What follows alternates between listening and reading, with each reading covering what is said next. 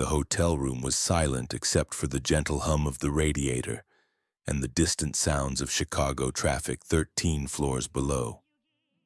On the bed lay Dinah Washington, 39 years old, draped in an emerald silk nightgown that caught the December sunlight streaming through the windows.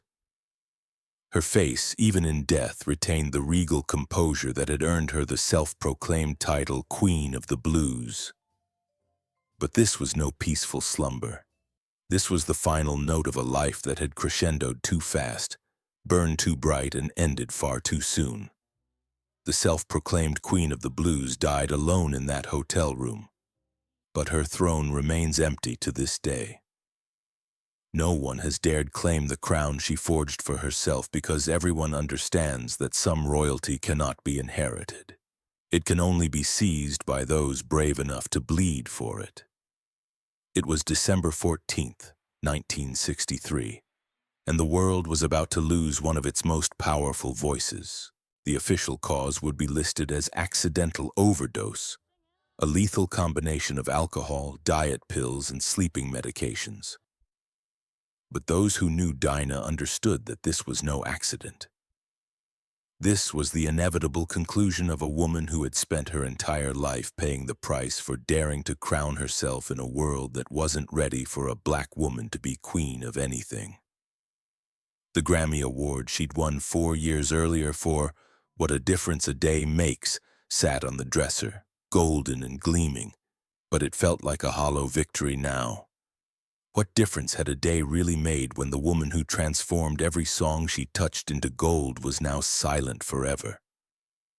The Queen was dead, killed not by pills but by a crown too heavy for any one person to bear. But to understand how Dinah Washington became both royalty and sacrifice, we must travel back to St. Luke's Baptist Church on Chicago's South Side, where a girl named Ruth Lee Jones first discovered that her voice could be both salvation and damnation. That the same gift that lifted you to heaven could drag you straight into hell. The story begins not in a jazz club or recording studio, but in the hallowed halls of St. Luke's Baptist Church on Chicago's South Side, where 8-year-old Ruth Lee Jones first learned that her voice was different. Born in Alabama in 1924 but raised in Chicago's Great Migration community, Ruth was the daughter of working-class parents who saw the church as both refuge and respectability in a city that offered neither to most black families. When Ruth opened her mouth to sing hymns, something electric happened.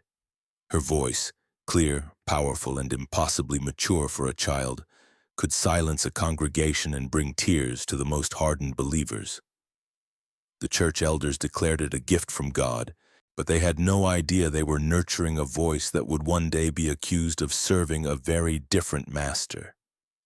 By her teens, Ruth had become the pride of St. Luke's, leading the choir and performing solos that drew congregations from across the South Side. But the girl who could make Amazing Grace sound like a conversation with the divine was already hearing other melodies in her head. The blues, jazz, and the secular sounds that drifted through Chicago's streets like forbidden fruit. The first betrayal came when Ruth was 17. Instead of appearing for Sunday service, she was found at a local club singing not hymns but blues, her voice wrapped around lyrics that spoke of love, loss, and desires that had no place in a Baptist church. The congregation was scandalized. The girl they had raised, the voice they had nurtured, was now singing what they considered the devil's music. "She's betrayed God," whispered the church ladies. But Ruth had a different perspective. Years later, as Dinah Washington, she would tell interviewers, "I sing the truth, even when it hurts."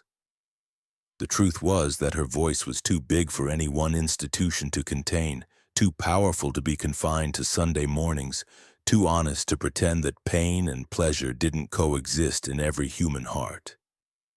The transformation from Ruth Jones to Dinah Washington was as much about survival as artistic evolution. In the 1940s Chicago music scene, a black woman needed more than just talent to succeed. She needed armor.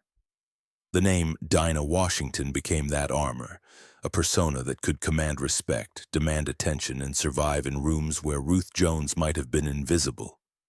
But even armor has a price.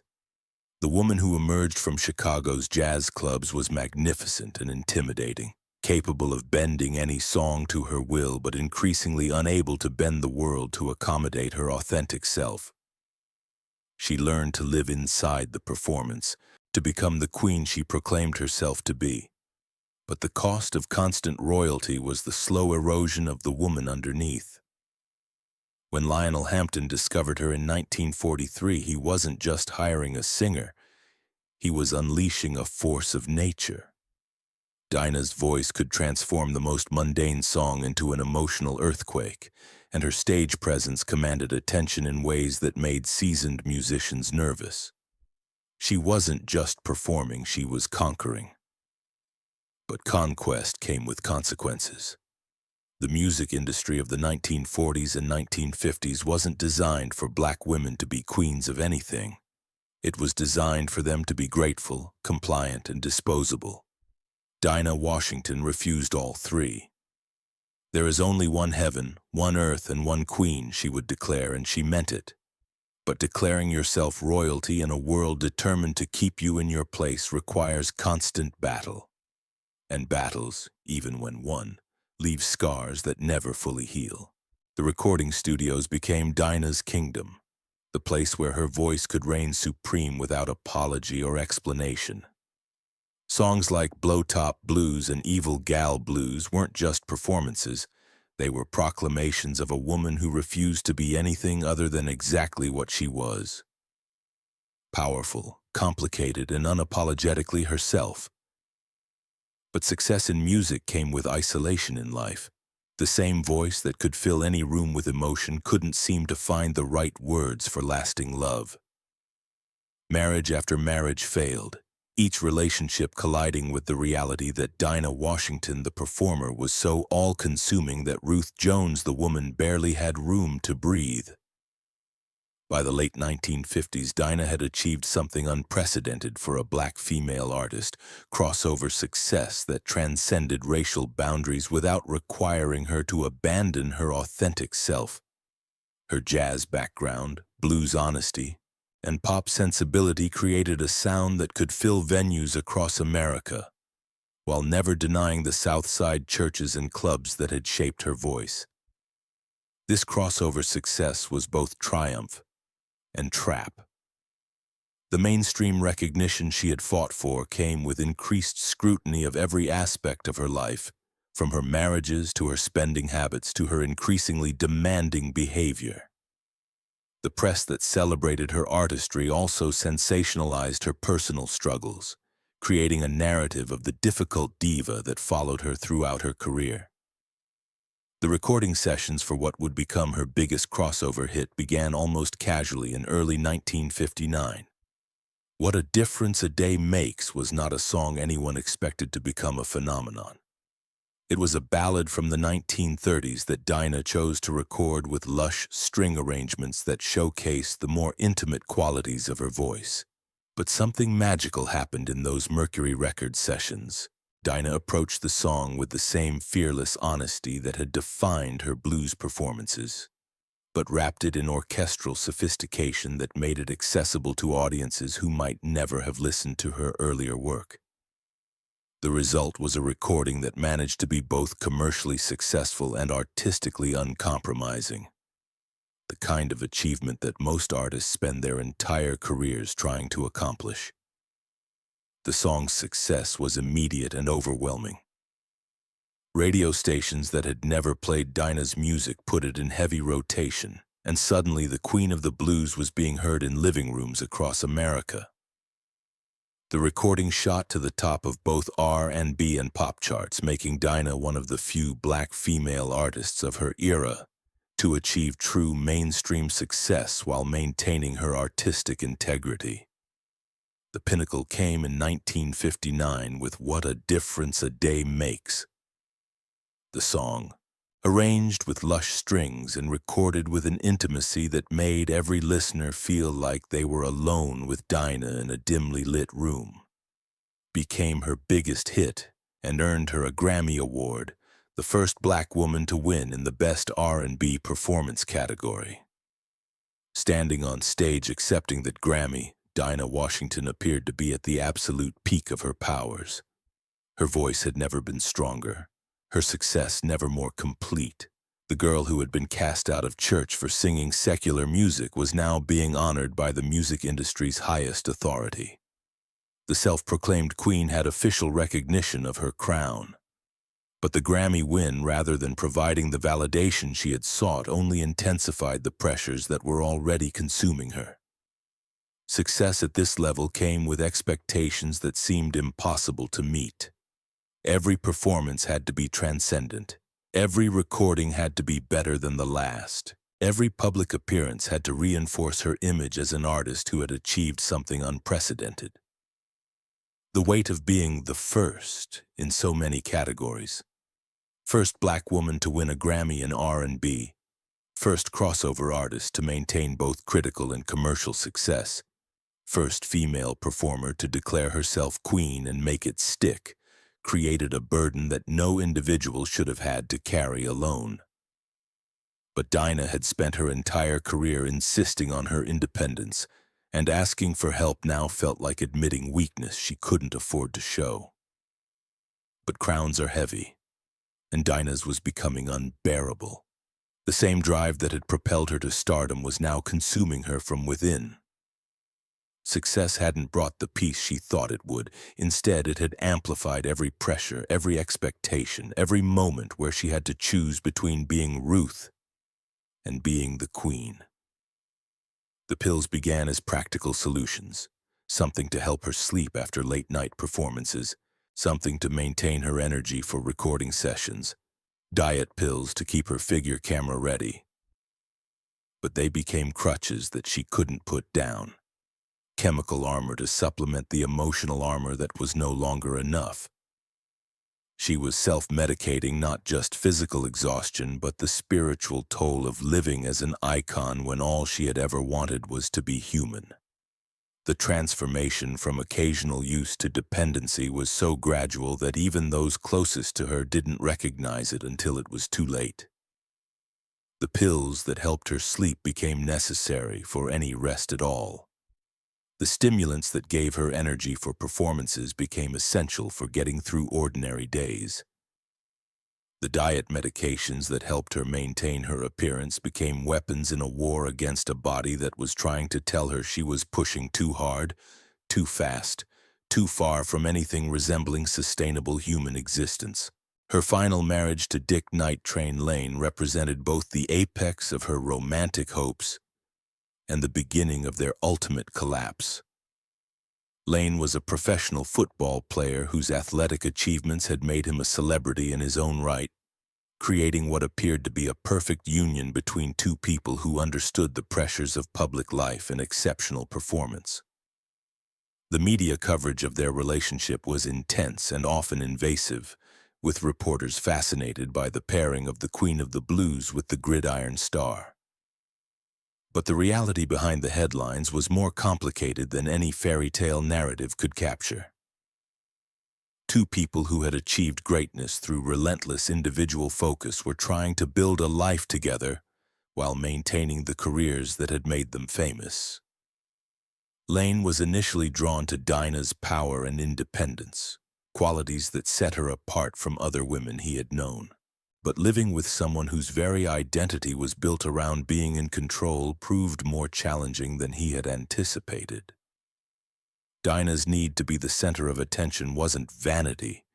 It was a survival mechanism she had developed over years of fighting for recognition in a hostile industry. But that same need made intimate partnership nearly impossible. Their arguments were legendary in their intensity, with both partners possessing the kind of competitive drive that made compromise feel like defeat. Friends who witnessed their fights described them as epic battles between two people who loved each other but couldn't find a way to coexist without one trying to dominate the other. The Queen had finally found someone worthy of sharing her throne, but neither of them knew how to rule together. The marriage lasted only a few months before the pressures became insurmountable. Lane left Chicago in early December 1963, telling friends that he couldn't watch Dinah destroy herself with pills and alcohol while refusing all attempts to help her. His departure left her more isolated than ever, surrounded by admirers and employees, but utterly alone in the ways that mattered most. By the early 1960s, those closest to Dinah could see the warning signs. Her performances, while still powerful, carried an edge of desperation that hadn't been there before. The Queen was fighting not just for artistic recognition, but for her very survival as a person, and the battle was consuming her from within. Her backstage behavior became increasingly erratic, with outbursts that seemed disproportionate to their triggers. She would berate musicians for minor mistakes, fire staff members for perceived slights, and make demands that seemed designed more to test loyalty than to solve practical problems. The armor that had protected her for so long was now isolating her from anyone who might have been able to help her find her way back to herself. But she kept performing, kept being the Queen, because that was all anyone wanted from her anymore. The voice that had saved her from obscurity was now the only thing keeping her connected to a world that seemed increasingly hostile to Ruth Jones. Dinah Washington was all that remained, and even she was starting to crack under the pressure of constant perfection. The recording of This Bitter Earth in 1960 became prophetic in ways that no one fully understood at the time. Sitting at the piano in a shimmering dress that caught the studio lights like armor made of stars, Dinah sang the words, "This bitter earth, can it be so unfair?" with a weariness that went beyond artistic interpretation. She was asking the universe directly, why does extraordinary talent demand such an extraordinary price? The song became another hit, another testament to her ability to transform personal anguish into universal art. But it was also a warning that those who loved her failed to heed. The Queen was singing her own elegy note by note, and no one knew how to save her from the very gift that had made her royalty. She wasn't just performing the blues anymore. She was living them, breathing them, dying from them slowly, one perfect note at a time. The final year of Dinah's life was a study in contradictions wrapped in increasingly desperate attempts to maintain the illusion of control. Professionally, she remained at the top of her game, recording, touring, commanding respect from audiences and peers alike. Her voice, if anything, had gained new depths of expressiveness that came from lived experience of both triumph and suffering. But personally, she was drowning in the very success she had fought so hard to achieve. Her final recording sessions captured a voice that had lost none of its power, but had gained a haunting quality that suggested she was singing from somewhere far away.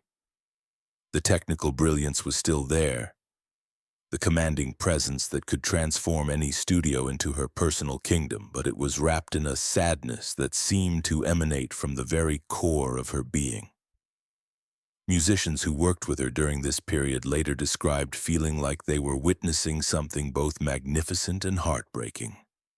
The final performances of an artist who had given everything to her art and had nothing left for herself.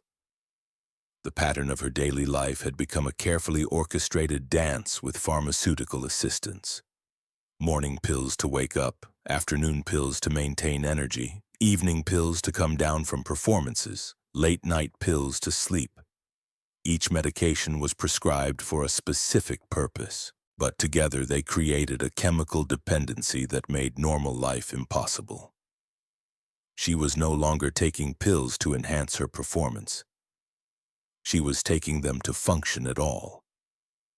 Her household staff during this period walked on eggshells, never knowing which version of Dinah they would encounter on any given day.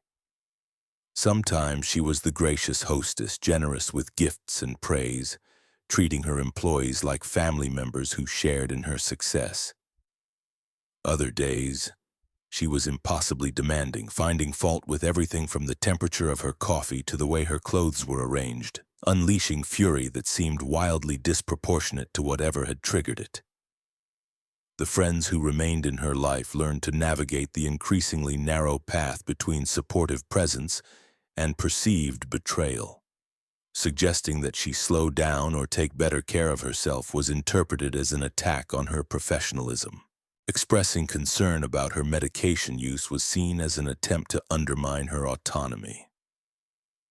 The queen had become so defensive about her kingdom that she couldn't distinguish between genuine care and hostile invasion.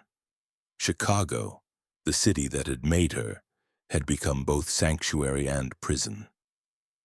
The South Side neighborhoods where she had first learned to sing now felt like a museum of her former self, places where Ruth Jones had existed before Dinah Washington consumed her entirely.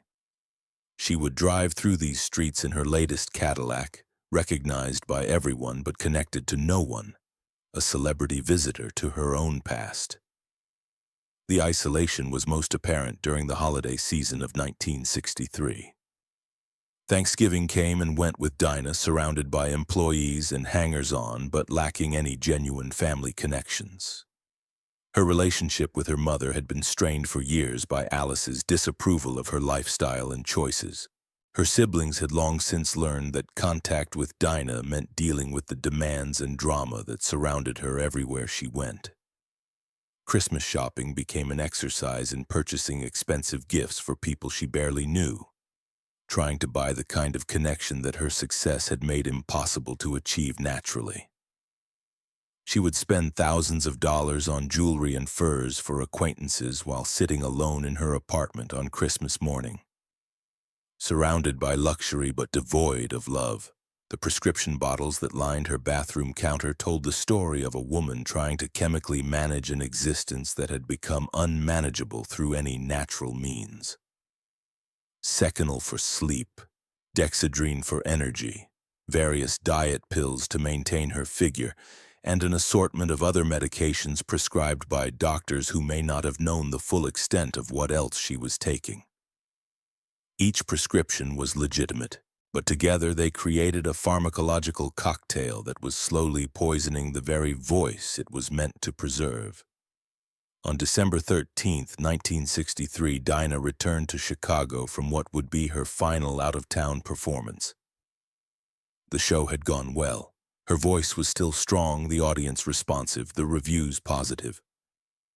But she came home exhausted in ways that went beyond physical tiredness.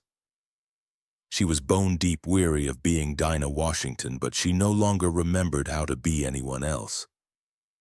She checked into her hotel room, a practice that had become routine even when she was in her home city, as if she needed the anonymity of temporary lodging to find any peace.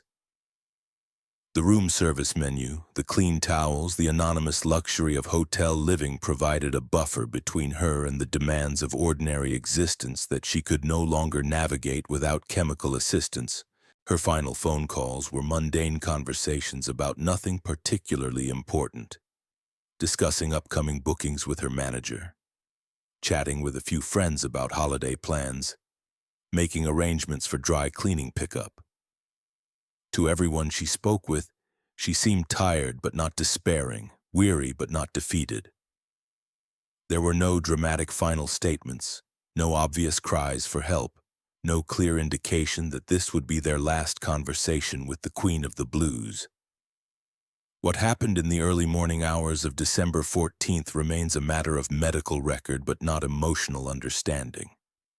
The combination of substances that killed her, alcohol, diet pills, sleeping medication, tells the clinical story but not the human one. The real cause of death was more complex than any coroner's report could capture. Dinah Washington died not from an overdose but from the unbearable weight of a crown that no human being was designed to carry alone. Perhaps she took one pill too many, or mixed medications that shouldn't have been combined, or simply reached the point where her body could no longer process the chemical assistance she had relied on to keep being perfect. The official verdict, accidental overdose, tells us how she died but misses the deeper truth. This was the inevitable conclusion of a woman who had lived too honestly in a world built on beautiful lies. They called it an accident, but those who understood Dinah knew better. This was the destiny of a queen who had refused to compromise, who had insisted on being both sacred and secular, both powerful and vulnerable, both armor-clad and achingly human. She didn't die from pills. She died from the impossibility of being everything to everyone, while slowly losing herself in the process. The real tragedy wasn't that Dinah Washington died at 39. It was that Ruth Jones had been disappearing for years and no one had known how to save her. The Queen had consumed the woman so completely that by the end, there was nothing left but the performance. And even that had become too much to sustain. When news of Dinah's death reached the music world, the response was immediate and overwhelming. Fellow musicians, critics, and fans struggled to articulate the loss of a voice that had seemed indestructible. Aretha Franklin, who had looked up to Dinah as both inspiration and cautionary tale, said simply, "The Queen is dead. There will never be another." But the tributes, while heartfelt, couldn't address the larger questions Dinah's death raised about the music industry, about the specific pressures faced by black female artists, and about the cost of extraordinary talent in an ordinary world. They mourned the voice while missing the woman, celebrated the crown, while ignoring how heavily it had weighed on the head that wore it. The shock of her sudden death sent ripples through every corner of the entertainment world. Jazz clubs that had featured her music played her recordings in tribute, but the silence between songs felt heavier than usual. Radio DJs struggled to find words that could adequately capture what had been lost. Not just a great singer, but a force of nature who had dared to crown herself in a world that offered black women no thrones. The irony wasn't lost on those who had known her personally. Dinah Washington, who had spent her career insisting that she was the only queen, died alone while surrounded by the trappings of success that had ultimately isolated her from human connection. The hotel room where she drew her final breath was filled with expensive clothes, jewelry, and the golden Grammy that represented the pinnacle of industry recognition. But none of these material symbols of achievement could provide the comfort or companionship that might have saved her. Music industry executives who had profited from her talent suddenly became experts on her troubled life, offering quotes to reporters about the pressures of fame and the tragic cost of genius. But their words rang hollow to those who had witnessed how the same industry that now mourned her had consistently underpaid, overworked, and undervalued her contributions while she was alive. The funeral arrangements became a final battleground between competing visions of who Dinah Washington had been. The music industry wanted a grand celebration befitting a star of her caliber, while her family preferred a more intimate service that honored Ruth Jones rather than the persona that had consumed her. In the end, the service held at St. Luke's Baptist Church, the same sanctuary where young Ruth had first learned to sing, represented a compromise that satisfied no one completely. The church was packed beyond capacity, with mourners representing every phase of her career and every corner of her complicated life. Musicians who had performed with her sat next to childhood friends from the South Side. Record executives in expensive suits shared pews with cleaning ladies who had followed her career from the beginning. The crowd itself told the story of a woman who had touched lives across racial, class, and professional boundaries, while somehow remaining isolated from all of them. Aretha Franklin's performance of Precious Lord at the funeral became legendary, but those who were there remembered it less for its technical perfection than for its raw emotional honesty. Aretha's voice cracked with genuine grief as she tried to fill the void left by the woman who had shown her what it meant to be a black female artist, who refused to apologize for her power. Even Aretha, with all her own considerable gifts, seemed diminished by the magnitude of the loss. The pastor's eulogy struggled to reconcile the contradictions of Dinah's life, The church girl who had been cast out for singing secular music. The woman who had achieved unprecedented success while battling private demons. The self-proclaimed queen who had died alone. He spoke of redemption and forgiveness, but the words felt inadequate to capture the complexity of a woman who had lived so fully and died so tragically young. The most poignant moment came when the congregation sang "Amazing Grace," the same hymn that young Ruth Jones had performed with such power decades earlier. The irony was devastating. The voice that had once lifted this song to heavenly heights was forever silenced. But the church that had first nurtured her gift was now left to mourn not just her death, but their own complicity in the circumstances that had driven her away. As the funeral procession made its way through the South Side streets where Dinah had grown up, residents came out of their homes to pay their respects. Many had never met her personally, but they understood that her success had represented something important for their community. Proof that extraordinary talent could emerge from ordinary circumstances, that Black women could demand respect and recognition even in a hostile world.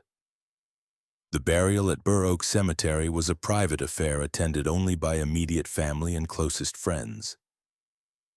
As the casket was lowered into the ground, those present struggled with the finality of losing someone who had seemed so vital, so indestructible, so absolutely present in every room she entered.